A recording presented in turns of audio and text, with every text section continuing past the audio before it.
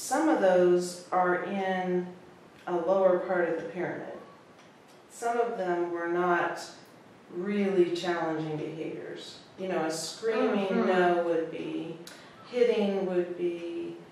I am so grateful. We do not have a lot of super top of the pyramid challenging behaviors. We have so you wouldn't really necessarily have to do these for where maybe children are having trouble sharing. You know what I mean? Because it's not at the top. It's those really challenging behaviors that that's when you collect the information. And I can see how it can be difficult to know what the antecedent is if you're not, I mean, everything's going smoothly, everything's going fine, then all of a sudden a kid hits, and then, but you didn't see what happened. That's when you are looking there. Yeah. Right. But why am I staring at them? But then the more that becomes an issue, then of course you're going to be watching that child more and seeing those antecedents. Because that's where I got a little bit caught up, like, oh, I didn't even see what happened before the child threw the toy. Well, and even in the instant, sometimes writing down the antecedent is really, really difficult. So, and I would say just not observed and just keep going. Well, no, I'm even saying when we're observing it on there, he's playing leapfrog kind of thing, this hopping game with friend, and picks up toy and throws it. I mean, like, what's the antecedent, you know? I mean, even watching it and seeing it, I don't know that I could say, you know, what I see myself doing is making judgments. He's getting excited, and in his excitement, he wanted to kind of kick it up a notch, so he picks up a toy, watches to see what the other guy's face is going to do when he holds his hands up. It's smiling. Okay, let's throw it and see what's going to happen. He giggles. So you could see how, I could see how the other kid was giving him a positive consequence to that. So he kept doing it. But even then, it's like, you know, how do you record that antecedent that they're playing hopscotch? Child picks up toy and throws it, you know? And that's where that hypothesis eventually comes into play. And weird on and paper. It's your best guess. You know, because it's just like, it seems so spontaneous where the hypothesis really is, gives you the inclination of, oh, it looks like he was trying to make it funner, or he was getting excited, or oh, it looks like he was getting frustrated, and he was kind of giving the other kid a warning, you know, and all with the playing hopscotch, jumping around with another child, stops, picks up toy, throws it. I mean, that's what's observed, but really the mood behind that really changes the meaning. So, yeah, those comments for kind of to kind of put that hypothesis mood in there, I can see how that could be important. So that was one, that was one thing. Yeah, how do you know when one incident is done, when another begins? I'm thinking for Adeline, I'm thinking for myself, that it would probably be easier for me to write it out as a script, and then especially if I'm looking for a specific behavior at a specific time, like this is knowing Adeline has a difficult time to clean up. Let's see what's happening at cleanup. And just doing this long scripted thing and then going back and writing down each of those things and seeing, okay, where is she getting positive consequences that are enabling and continuing this behavior, and where is she getting some negative consequences that are making her feel more uncomfortable and wanting her to stop this behavior and do something different. So I'm thinking for that, being able to really script that out. And then realistically, do you have that kind of time to do that? That's another thing I said. I was like, teaching while observing?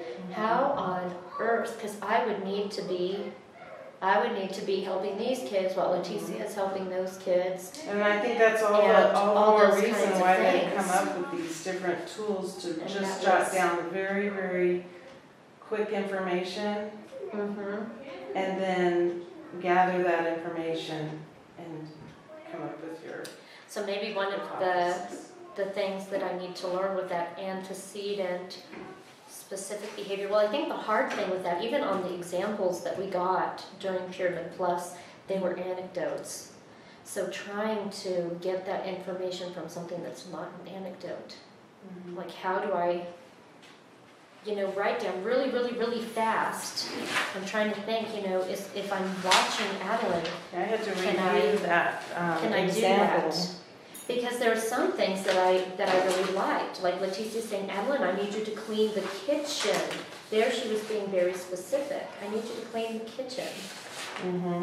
So how am I saying that that's a direct request to Adeline without writing? Direct request to Adeline to clean the kitchen. And how do I do that really fast while I'm helping this kid? So I can definitely see how doing that while teaching would be very challenging. And maybe once you kind of get a shorthand or something after a while, it Right. would be easier. Because just in reviewing the ABC sheet, it's 2 words, or 3 words, or, just a few words. So like with Jennifer cries when her mother puts Jennifer to bed. Mother puts Jennifer to bed, that's 5 words.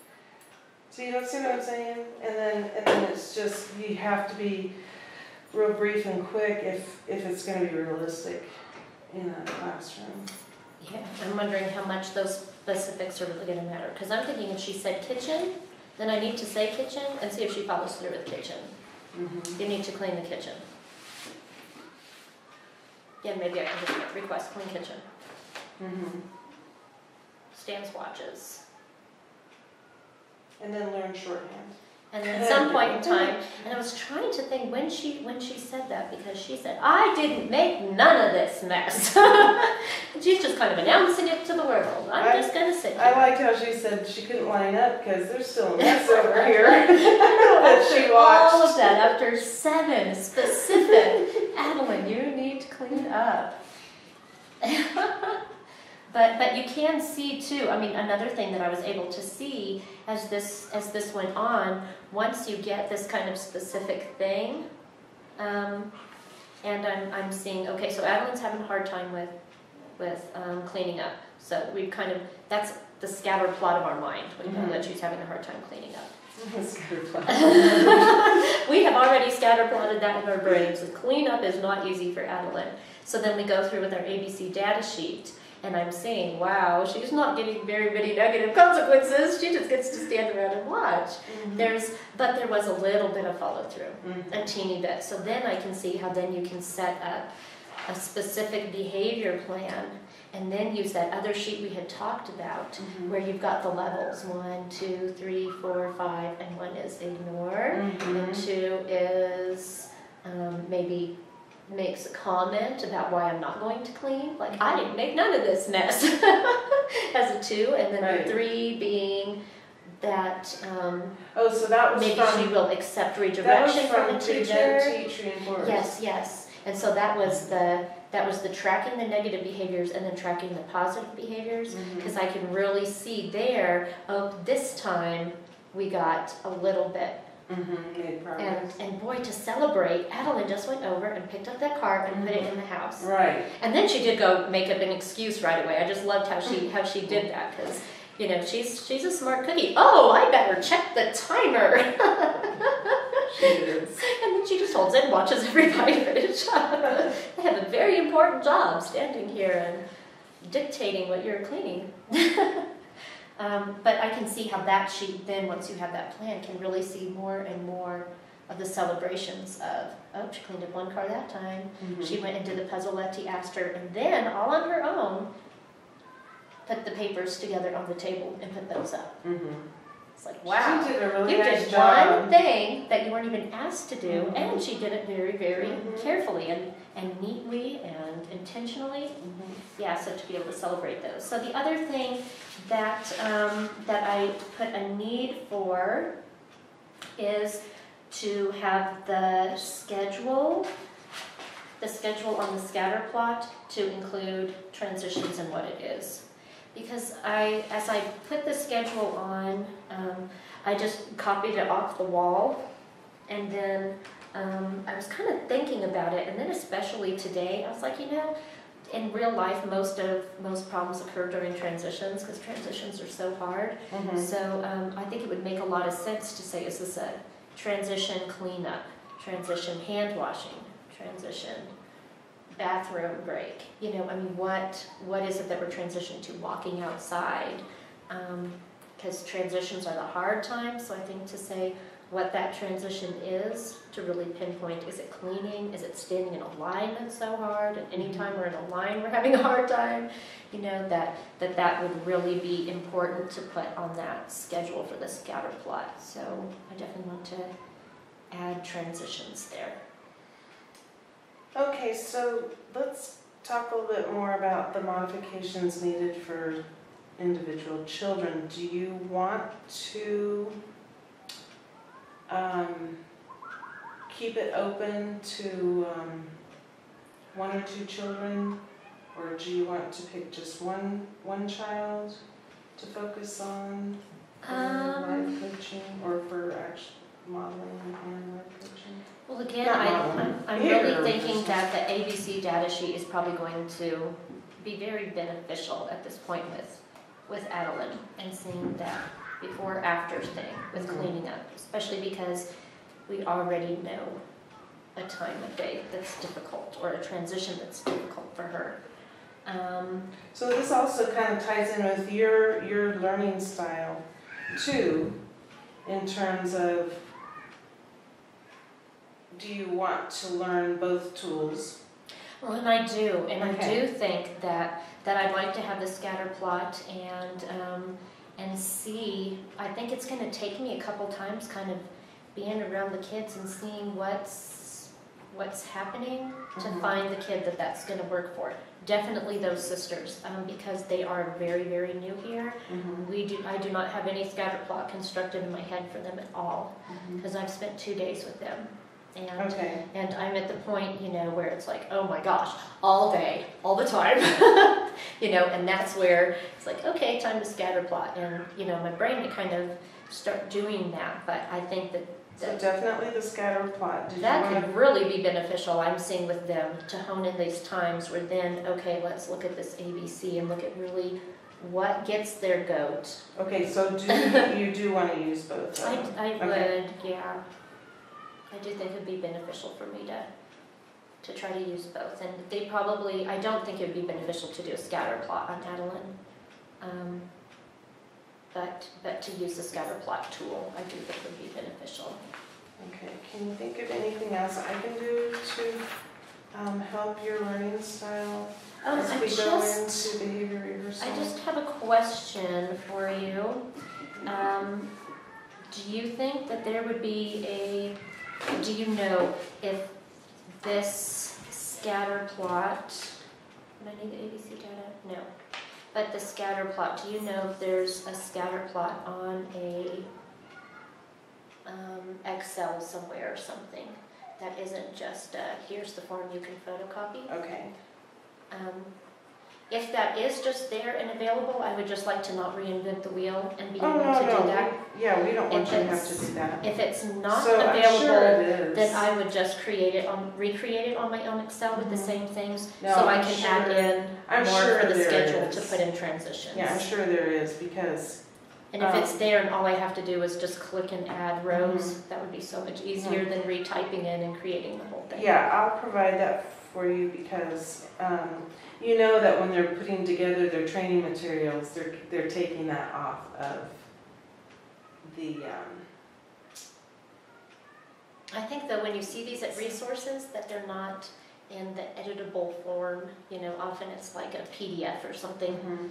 But I can get that So- for you. Okay, Yeah, that would be really, they have it on their training files to make those binders, and awesome. they probably even have it all on one disc. If it just happens to be there, that would definitely save time. Okay. And I think that would be beneficial to, because I'm going to need more spaces to put in transitions, because I definitely think putting in those individual transitions is going to be important for figuring out where the behavior is happening, because it made it look like everything was happening during centers, Mhm. but really it was a transition during cleanup that 90% of that happened. Okay, so we'll get this skill set rubric modified before behavior rehearsal, and then let's just look at our dates to make sure we're still on the same page for dates. And again, the only times I have things in red are just to call attention for myself, what changed since the last time. Mm-hmm. So, and then once we've talked about it, I change it back to black, you know what I'm saying? And then and that really helps it keep it straight in my mind. Sure. So our next time together then would be the 8th at 10 a.m. Sounds good. And we'll do I should be all ready for that. behavior rehearsal brief, behavior rehearsal, and debrief. We're getting so close. And just kind of for my planning then, because the behavior rehearsal is supposed to be out of the room, will that be something that I'm doing with video, or will that be something I'll do? In the room. It will be in the room still. Okay. Mhm. So I'll just need to plan that, and we'll probably be doing 10 a.m. will still work okay. It'll probably, most of what we're going to be seeing is outside, but we'll find behaviors outside. I'm pretty confident that won't be an issue. Okay, Great. so that just helps me with my planning to make sure that the teachers know when I'll be there, and Thank you. so I can